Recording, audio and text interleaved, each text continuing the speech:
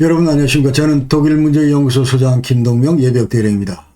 오늘은 원래는 그 러시아 붕괴 제2편, 그 옐친과 푸틴에 의한 그 러시아 연방의 지금 현 실태, 이런 것들에 대해서 보고 여러분께 이제 소개를 드리기도 했는데, 그 전에 제가 그 어디서 그 특강을 했기 때문에 그 내용을 먼저 오늘 여러분께 소개를 드리겠습니다.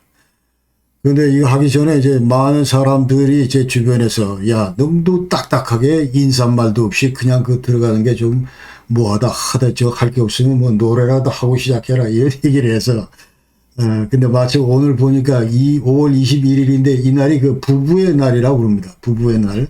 그래서 왜 21일인가 부부인가 했더니 둘이 그러니까 부인과 남편 둘이 하나가 되는 날이기 때문에 21일을 부부의 날로 이렇게 했다 하면서 5월달은 뭐 어린날서부터 뭐 어버이날, 스승의 날, 뭐 하여튼 모든 좋은 날들이 다 있는 그런 계절 같습니다. 그래서 이 친구가 이제 보내준 걸 쭉 보면은 이 양반이 보내준 걸 보면은 불가에서는 그 부부가 되는 그런 인연을 무려 7,000급의 인연이라고 한다고 하는데 이 1급이 몇 년이냐면 4억 3,200만 년이라고 얘기를 합니다. 그러니까 부부가 되는 인연은 이처럼 그야말로 정말 오묘하고 오랜 그런 어떤 귀한 인연이 있어야 가능하다. 이제 그런 얘기고, 아무쪼록 여러분들 부부관계 잘 유지를 하시고, 아주 그 좋은 그 가정 계속 이어가시기 바랍니다.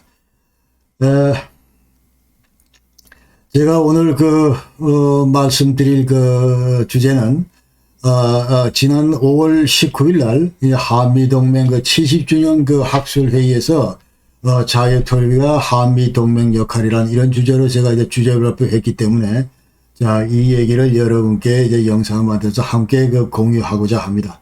자, 여기는 우리 한미안보연구회, 그러니까 우리 김재창 그 대장님께서 그 다음에 김병관 대장님께서 지금 이제 주관하고 계시는 그런 그 단체인데 또 그 외에도 이제 한미동맹 강화 포럼 뭐 이런 거하고 같이 이제 주관을 해서 만든 동맹 70주년 그와 같은 학술 대회였다. 그래서 저는 자유민주주의 체제의 통일, 그 다음에 이 한미동맹의 역할, 그러니까 특히 그 통일된 그 독일의 사례를 중심으로 이와 같이 제가 발표를 했습니다. 다시 한번 이제 여러분께 소개를 드리고자 합니다. 오늘 말씀드릴 순서는 먼저 그 독일 분단에서 그 통일 과정을 쭉 지켜보면서 그러니까 서독 정부가 어떻게 자유민주주의 체제 그 수호를 위해서 노력했는가 그 문제, 그 다음에 이 분단 기간 중에 미국이 어떤 그 역할을 하면서 서독의 자유민주주의 체제를 보호했는가 그런 문제를 이제 집중적으로 먼저 짚겠습니다. 그래서 분단 당시 이제 서독 정부 노력, 미국과 그 동맹 체제 유지하는 문제, 그 다음에 동서냉전이 종식됐기 때문에 이제 독일의 통일이 가능했는데, 이 동서냉전 종식 과정에서도 이 미국이 큰 역할을 했고, 그 다음에 막상 그 통일 과정이 생겼을 때 이제 전성 3개국 가운데, 4개국 가운데, 이 서방 3개국 가운데 유일하게 이제 그 지지했던 나라가 바로 미국이었다. 그런 말씀드리고. 두 번째 주제는 그럼 앞으로 우리 대한민국은 지금 현재 자유민주주의 체제를 그 수행을 하면서 어떻게 지금 현재 자유 그 평화 통일로 이룰 것인가 하는 그런 문제입니다. 그래서 어떤 통일 방안과 이 통일 정책 그 대북 정책을 수립을 해야 될 것인가 또 수행을 해야 될 것인가 이런 주제를 이제 제가 말씀을 드리고 세 번째는 지금 현재 아직도 그 남북 분단 상황에서 지금 현재 우리가 냉전 체제 70년 이상 갇혀 있는데 이 냉전 체제를 극복하기 위해서 이게 한미동맹 얼마나 우리가 중요한 그런 그 수단인가 이런 말씀들로 이제 말씀을 드리겠습니다. 서도 그 분단 과정에서 이제 자유수 노력하고 그 다음에 미국과 철저한 그 굳건한 동맹을 맺었다 이렇게 얘기를 할 수가 있고 그 다음에 동서독은 이제 49년도에 건국이 됐습니다. 그리고 서독 같은 경우는 이제 자유민주주의 체제를 그 선택을 함으로써 여러 가지 이제 그 정치 문화나 정치 제도 이런 것들을 전부 이 자유민주주의 그 기반에서 이제 좀 갖췄고 근데 다당제를 유지한다든지 민주적 통치나 민주적 선거제도 이런 것도 법치주의 이런 것도 전부 시행을 했고 그러면서 이제 모든 주민들의 인권 문제나 평등 문제나 그러니까 시민들의 이해를 가장 잘 보호하는 그런 체제 속에서 이제 서독 주민들이 살아왔다 그런 얘기입니다. 그래서 1949년도 기본법 그 제정을 할 때, 자, 미국을 위시한 서방 그 3개국은 이제 독일에다 뭔 얘기를 했냐면, 서독에다 뭔 얘기를 했냐면, 반드시 그 나치즘, 그 다음에 스탈린 공산주의, 이런 것들은 반드시 차단해야 된다. 이런 얘기를 했습니다. 그래서 제2의 나치즘이 히틀러가 다시 부활해서도 안 되고, 그 다음에 그 스탈린의 그 공산주의가 다시 한번 이 서쪽으로 몰려와서도 안 된다. 이런 그 주문을 했기 때문에, 자, 이와 관련해서 내부적으로 이제 공산 세력의 그 준동을 막기 위해서 이제 헌법, 독일말로 기본법, 그런 게세츠라고 그러는데, 이 기본법에 이제 슈트라파라 데모크라티에서 이 전투적인 민주주의다. 자, 이 개념을 도입을 했다. 그 얘기입니다. 자, 이 얘기는 뭐냐 하면은, 그러니까 완전히 민주주의 이 체제가 지금 중요한데, 그러나 이런 것들을 이제 제대로 보호하기 위해서는 이제 강력한 그런 수단이 있어야 되겠다. 이제 그런 얘기입니다. 그래서 서독의 그 국가 정체성을 이제 그 헌법 기본법에 20조에 좀 규정하고 있는데, 여기에 따르면 이제 서독은 앞으로 이제 민주국가가 돼야 되고, 그 다음에 법치국가, 그 다음에 사회복지국가, 그리고 연방을 하는 그런 국가가 돼야 된다. 그래서 이제 Bundesrepublik Deutschland는 Demokratische Rechtsstaatliche Sozialer Bundesstaat에서 민주국가, 사회복지국가, 연방국가가 돼야 된다. 법치국가 이런 것들이 돼야 된다. 이제 그렇게 얘기를 하고 있습니다. 그래서 왜 그럼 지금 현재 슈트라파라 데모크라티 이 얘기를 지금 이제 중점적으로 집어넣고 있는가? 이제 그 얘기를 설명을 드리면 그 배경은 자, 히틀러 당시로 돌아간다. 그 얘기입니다. 그러니까 1930년 3월 23일 날 히틀러가 무슨 짓을 했냐 하면 자, Ermächtigungsgesetz에서 Enabling Act에서 수권법이라는 걸 만들었어요. 이 얘기는 뭐냐면 완전히 이제 그 본문 그대로 하면은 이제 국민과 그 제국의 어떤 이런 고통을 완전히 제거하기 위한 그런 법이다. 이제 이런 명칭을 이제 붙여가면서 이 수권법을 만들었는데 여기 따르면 이제 나치 정부가 이 정부가 헌법을 만들 수 있다. 이제 그런 얘기입니다. 그러니까 의회나 자 이때 헌법 만들었을 때 이거는 이제 의회 동의를 필요하거나 아니면 무슨 뭐 대통령의 승인을 필요하거나 이런 거 일체 없다. 이런 기존 헌법 저쪽 절대로 안 되고 자 이처럼 먼저 완전히 그 정부에다가 완전히 그야말로 이런 헌법 제정권 이런 것들을 100% 부여를 했다. 그 얘기입니다. 그래서 이 수권법은 443명이 그 당시에 이제 찬성을 했고, 94명이 반대했고, 109명이 기권을 했다. 이제 그 얘기고, 그러나 이 투표 직전에 이제 82명의 그 공산주의자들, 그 다음에 26명의 그 3인당, SPD, 사회민주당 그 국회의원들을 전부 의원직을 박탈하거나 구금하면서 이번 투표 행태에, 투표 날 이제 아예 못 들어오게 했다. 이제 그 얘기입니다. 그러면서, 자, 지금 현재 그 사진에서 보는 거 요거는 이제 크롤 오퍼에서 크롤 그 오페라 하우스인데 여기에서 지금 이 히틀러가 이 수권법을 통과시켰는데 이거는 이제 제국 의회가 아닙니다. 왜냐하면 2월 28일 날, 그러니까 33년 2월 28일 날, 바로 한 달 전에 이제 이 제국의회가 완전히 불이 났습니다. 방화 사건으로. 그러면서, 전부 이 크롤 오페라 하우스를 이용을 했다. 그러면서 이 오페라 하우스에는 이제 나치 그 당시에 그 군대 어떤 이런, 용병들, 나치당의 그 용병들, 히틀러 그 사병들, 그러니까 이 SA, SS 이런 것들 전부 다 주둔시키면서 철저히 그 이제 겁을 주면서 투표를 진행을 했었다. 그런 얘기입니다.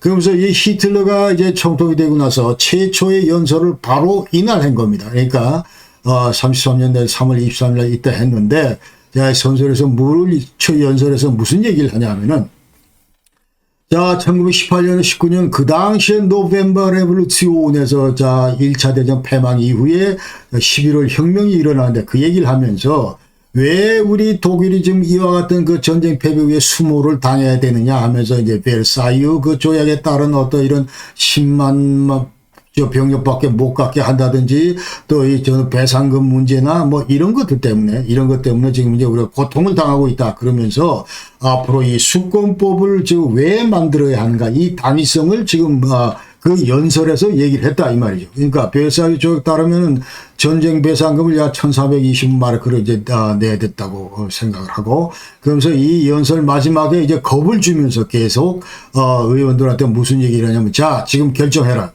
평화를 택할 건지 아니면 전쟁을 택할 건지 하면서, 설사 우리가 수권법을 만들었다 해도 이것이 기존의 그 어떤 정치 질서나 우리 무슨 뭐 이제 대통령을 뭐 힘을 뺀다든지 뭐 이런 거 일체 없다, 그런 식으로 이제 계속 무마하면서 이런 전설을 했다는 것이죠. 그러나 여기에 대해서 이제 SPD 그 반대 그 3인당 당수 오토 벨스는 뭐라 그러나, 수권법 100% 반대. 그 다음에 중요한 거는 어떤 이런 뭐 인류에 대한 존중, 그 다음에 정의, 자유, 사회주의 이런 것들이 중요하다, 이제 그렇게 얘기를 했습니다. 그래서 히틀러 제국 그 당시에 제3제 그 당시에 이 의회는, 독일 제국 의회는 라이스타그 이 의회는 총 의석이 647석이고 그다음에 나치당이 288석을 차지했다. 그다음에 SPD 3인당 120석, 카페제 공산당 81석. 1948년도에 이제 오스트리아를 병합을 했기 때문에 그때부터는 이 라이스타그를 그로스도이처 라이스타그에서 대독일 그 제국 의회다, 이런 그 명칭으로 이제 불렀다 하는 겁니다. 그러면서 구체적인 예가 이제 슈트라이파르 데모크라티, 이 구체적인 예가 뭘 했냐면은, 자 히틀러가 다음과 같은 법을 제정을 했습니다. 그 얘기는 뭐냐면 이제 베루스베암튼툼스에서 직업 그 관료제, 이거를 어떻게 그 부활할 건지, 자 여기 관한 법이다. 그러면서 완전히 유대인 출신들은 전부 다 이제 뭐 이 공무원 세계에서 전부 제거하는 겁니다. 강제 해고시킨다든지 퇴직을 시키는 막 그와 같은 그 법을 만들었다는 거지. 그 의회도 여기에 대해서 일체 어떤 이런 무슨 뭐 이의를 제기하거나 그런 게 불가능했다, 그 말입니다. 그래서 이런 의미에서 그 수권법, Enabling Act, 그 다음에 수권법 자체는 히틀러의 그 다음부터 이 독재 이런 것들의 그 주춧돌을 만들어준 그런 꼴이다, 그런 얘기입니다. 그러니까 이 수권법이라고 하는 거, 자, 이 슈트라이파르 데모크라티라고 하는 거라, 자, 민주제도 하에서 민주주의를 해치는 그런 수단. 예컨대 지금 현재 히틀러는, 자, 이것이 무슨 뭐 정식으로 전부 다 이 입법 활동에 대해서 투표를 통해서, 이 투표를 통해서, 완전히 그런 어떤 자유 찬반 의사를 물어가지고 한 거다. 이러면서 이제 그 자기 그 독재를 완전히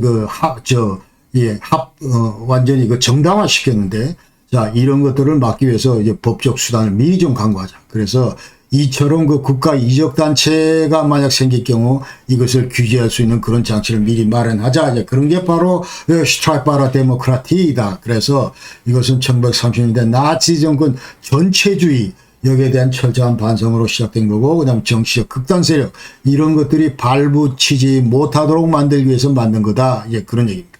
그러면서 이것을 이제 헌법에다가, 자, 기본법, 여기에다가 전부 다 명문화 시켰습니다. 그래서 일단 그 기본법 제9조 그 2항에 따르면은, 자, 서독의 형법도 있고, 서독의 헌법 질서, 이런 것들이 있는데, 자, 이런 거에 반하는 어떤 단체가 예컨대 설립된다? 이거는 완전히 100% 금지다, 이런 얘기입니다. 자, 그런 얘기고, 두 번째는 18조에 따르면 자유민주주의 질서를 해치기 위해서 벌이는 투쟁에 사용되는 모든 자유, 이런 것들은 전부 이제 박탈한다, 그런 얘기입니다. 그러니까 모든 주민들이 마이능 오이서롱, 자, 의사의 자유, 그다음 프레세 프라이하이트, 언론의 자유, 무슨 레어 프라이하이트, 자, 이제 가르칠 수 있는 자유, 피아잠룽스 프라이하이트, 자, 모일 수 있고, 피아이닝스 프라이하이트, 결사의 자유, 뭐 이런 것들이 전부 있지만, 그러나 이것이 완전히 자유민주 그 서독의 그 근본 질서, 이런 것들을 완전히 무너뜨리기 위한 그런 그 전투 투쟁 행위에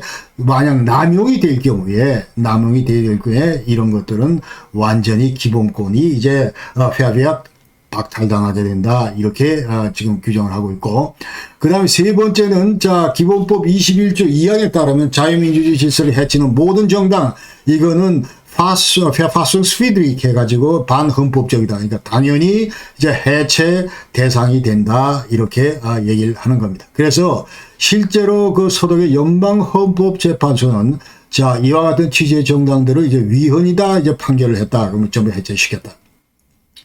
1952년도에는 SRP에서 네오나치스티셔 소циалистischen 라이크스파타이에서 자, 네오나치 그리고 사회주의 그 제국당 이런 것들이 있었는데 이것은 완전히 그 제2의 그 나치 부활 이런 것들을 그 추종하기 때문에 이와 같은 정당들은 이제 금지되어야 된다 이렇게 판결을 내렸다는 거예요. 대외적으로 우리 소독은 계속 그 반나치 지향한다. 제2 1945년 이후에는 자, 우리 나치하고 이제 완전히 결별한다. 이런 것들을 이제 국제사회적으로 전부 보여줬고.